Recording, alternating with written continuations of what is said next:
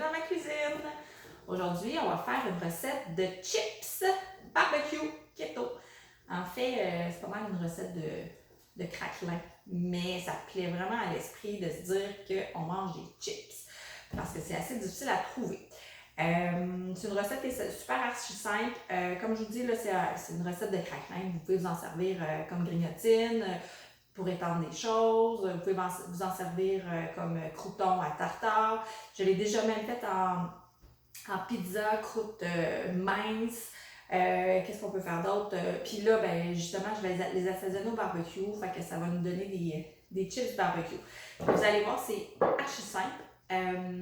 En période de quarantaine, confinement, travail, enfants, etc. Là, vous n'avez pas le temps de cuisiner, moi non plus. Donc, on fait ça archi simple. Aujourd'hui, c'est une base de craquelin keto à base de fromage. Fait qu'on a besoin pour commencer de 2 tasses de fromage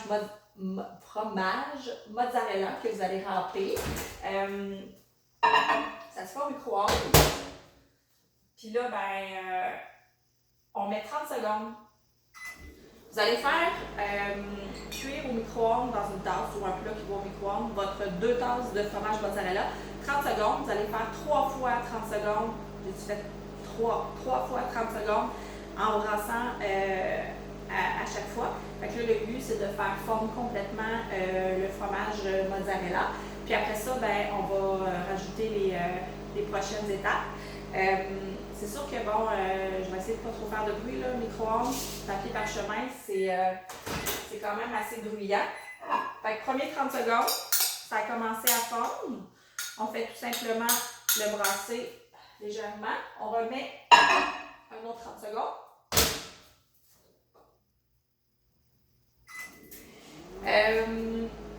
J'en profite pour vous montrer un nouveau produit que j'ai trouvé. Il y a 3 saveurs. Je les ai achetés chez IGA. C'est lime melon d'eau. C'est un peu le même principe que Bobli, là. Mais c'est des saveurs qui sont comme un peu plus funky, là. Fait que je trouve ça super intéressant. Il n'y a pas d'édulcorant ou d'agent sucré à l'intérieur. Fait que c'est super bon. Fait que là, on est sur notre deuxième 30 secondes. Puis c'est pas mal bien fondu. Mais juste par principe, je vais remettre le 30 secondes qui reste.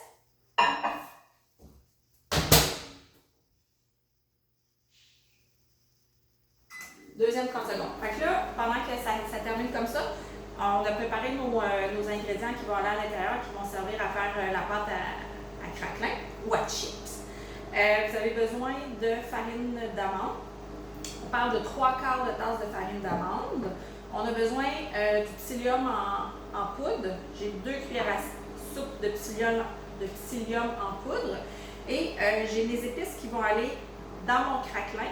Ça, c'est ma base. C'est la base que j'utilise toujours.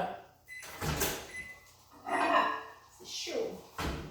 C'est la base que j'utilise toujours. Le barbecue va venir d'autres choses que je vais saupoudrer sur le dessus. Fait que dans le fond, vous avez votre fromage qui a fondu.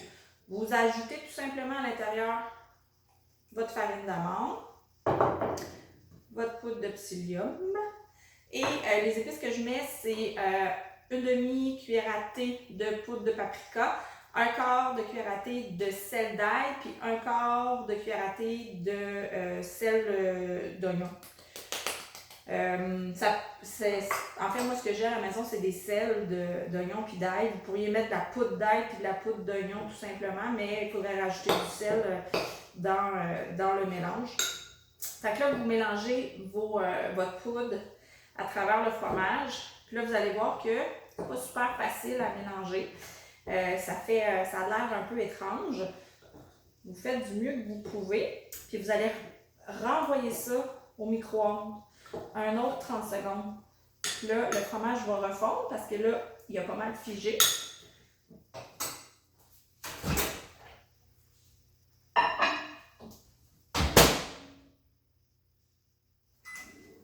Dernier 30 secondes. Vous allez pouvoir remélanger tout ça. Moi, je vais m'installer. Votre four, vous l'avez fait préchauffer à 350. Vous avez besoin de papier parchemin. Vous installez une première feuille de papier parchemin, vous allez déposer votre préparation dessus, puis c'est ça que c'est là-dessus qu'on va l'étendre avec notre rouleau. Notre rouleau, j'ai pas de rouleau, fait que vous commencez à me connaître. Bouteille de vin ou bouteille décorative. Alors, votre mélange est prêt. Vous redonnez un autre petit coup de cuillère pour essayer de mélanger ça le plus uniformément possible. Vous voyez, c'est vraiment pas compliqué, là. Ça se fait assez rapidement, puis en même temps, ça donne des muscles parce que c'est quand même assez consistant comme pâte. Là, vous faites attention pour ne pas vous brûler. C'est pas ça qu'on veut. Fait que vous déposez votre pâte tout simplement sur votre papier parchemin. Prenez votre deuxième papier parchemin et vous l'écrasez. Comme je vous dis, en essayant de ne pas vous brûler parce que c'est vraiment chaud. Là, avec vos mains, vous le répartissez. Prenez votre rouleau à pâte. C'est comme ça que ça s'appelle. Puis vous l'étendez. Vous essayez d'étendre ça le plus mince possible. Plus c'est mince, plus ça devient craquant.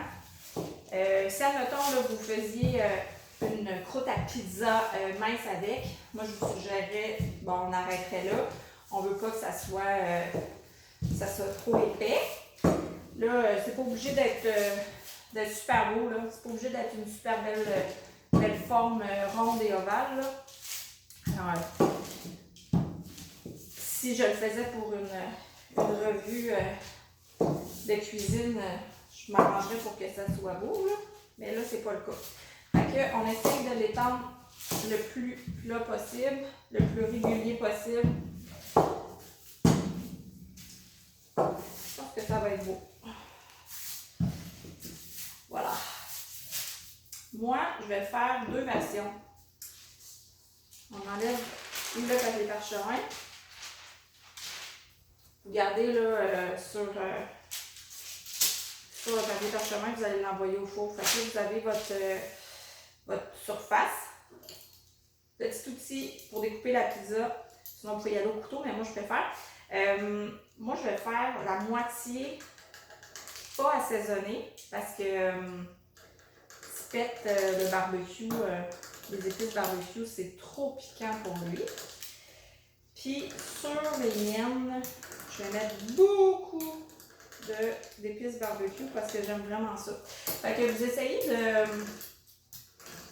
de vous couper ça comme vous, dans des morceaux quand même assez intéressants. Si vous étiez super fancy, là, vous pourriez faire ça super beau, des beaux triangles, mais là, je suis pas dans ce mode-là. Fait que j'ai coupé toute ma surface. Puis là, ben, je vais utiliser, c'est des épices barbecue désavoureux. C'est pas la première fois que j'en parle. Là. C'est vraiment un coup de foudre. Ils sont toujours sur mon comptoir ces temps-ci. Surtout avec la saison des barbecues qui s'en vient, là, je vais être encore plus épices. Fait que c'est épices barbecue. Vous n'avez pas besoin de rajouter de sel. Le sel est déjà inclus dans le sel d'ail, le sel de, je vais dire sel de citron. Sel d'ail, sel d'oignon. Fait que tout simplement, ça peut être n'importe quelle épice barbecue en passant. Là. Moi, ce que j'aime dans celle des savoureux, c'est qu'il n'y a pas de sucre. C'est fait avec des ingrédients qui sont bio. C'est une entreprise du Québec. Fait que, tu sais, encore une fois, on encourage local. Là, vous voyez, j'en ai vraiment beaucoup. Parce que j'aime ça. Fait que je me suis gardé une portion, j'en ai pas mis pour Tipette. Puis ma portion à moi, là, j'ai étendu. Puis avec mes mains qui sont propres, bien évidemment, je vais étendre le plus possible mon épice à barbecue pour qu'il y en ait partout, puis que ça pénètre au niveau de la pâte. Puis c'est prêt, c'est tout. On envoie ça au four. Votre four, vous l'avez fait préchauffer à 350. Je reviens. Vous prenez une plaque de cuisson à biscuits. Vous allez déposer tout simplement votre papier parchemin dessus. Puis là, si vous voyez, là, je vais vous montrer. Tu sais, ça dépasse, là. C'est pas complètement plat. Puis c'est pas grave. Si vous avez tendu plus long que la grandeur de votre plaque, c'est pas grave, ça va cuire pareil, ça va cuire uniformément. Vous n'avez pas besoin que ça soit super bien étendu. Puis même des fois, il y a des gens qui disaient « Ah, c'est important de séparer chaque petit morceau. » Non. Vous l'envoyez comme ça au four, puis c'est parfait. C'est 10 minutes au four, puis allez pas faire d'autres choses, allez pas faire une brassée de lavage. J'ai fait toujours brûler quand je m'en vais faire quelque chose d'autre. Fait que c'est super important, là. Vous restez à côté. Après 5 minutes, là, vous le regardez. Puis, regardez-les à chaque minute parce qu'on ne veut pas qu'ils cuisent trop, puis, parce que là, ça ne devient pas bon, puis vous venez de gaspiller une batch complète. Donc, on envoie ça au four, maximum 10 minutes. On surveille à partir de 5 minutes de façon régulière. On les enlève du four, on fait refroidir, puis c'est tout. Je vous envoie la recette écrite avec la photo. Puis, tu sais, comme là, j'ai mis épices barbecue, là, mais tu sais, ça pourrait être n'importe quoi, là. Puis, vous pouvez mettre des herbes fraîches, des herbes séchées. Vous pouvez ne rien mettre.